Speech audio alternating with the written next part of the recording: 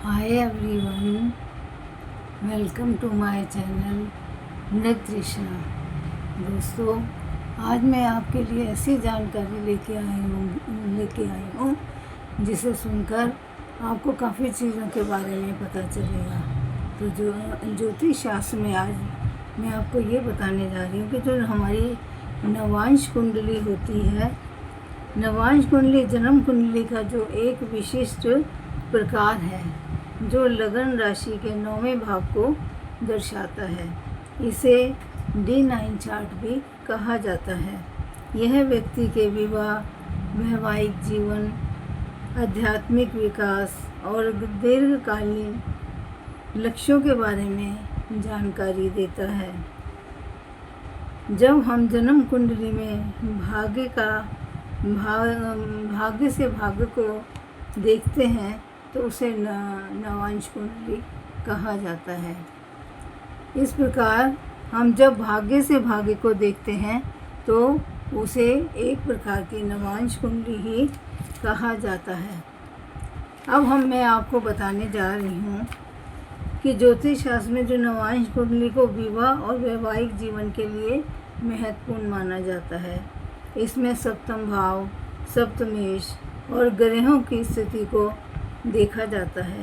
किसी कुंडली की ताकत देखने हो तो नवांश कुंडली से ही देखनी चाहिए।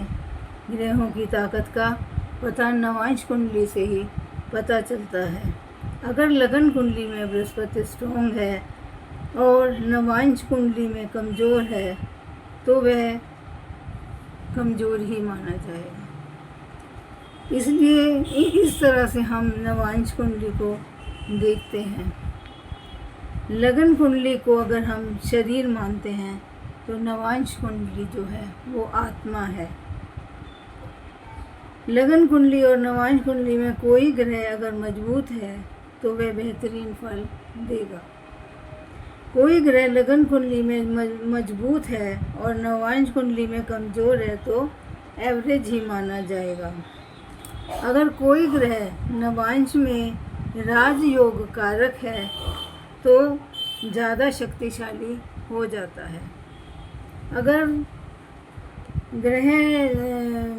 ग्रह नवांश में ताकतवर है और लगन कुंडली में कमज़ोर है तो वह उत्तम ही फल देगा, क्योंकि नवांश में वो ताकतवर है।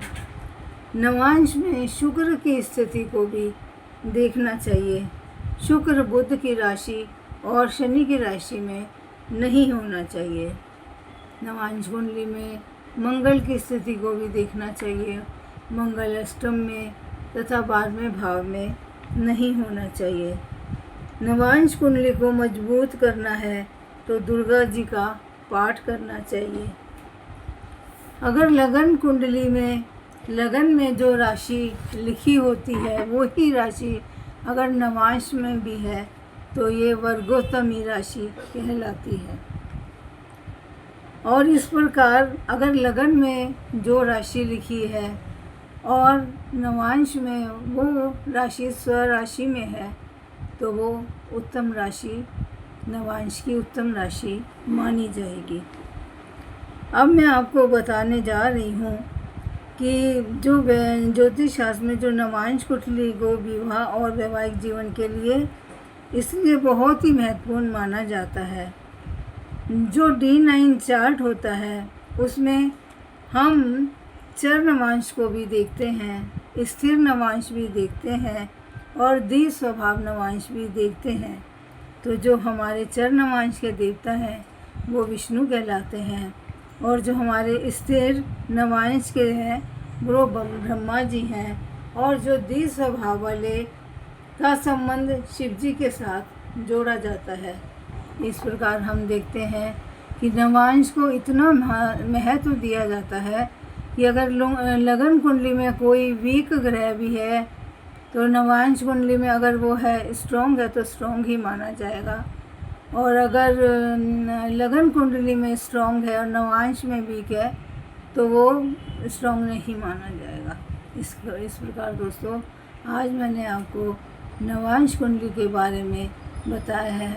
मुझे आशा है आपको यह मेरा बहुत ही अच्छा लगा होगा समझाना, इसके लिए थैंक यू।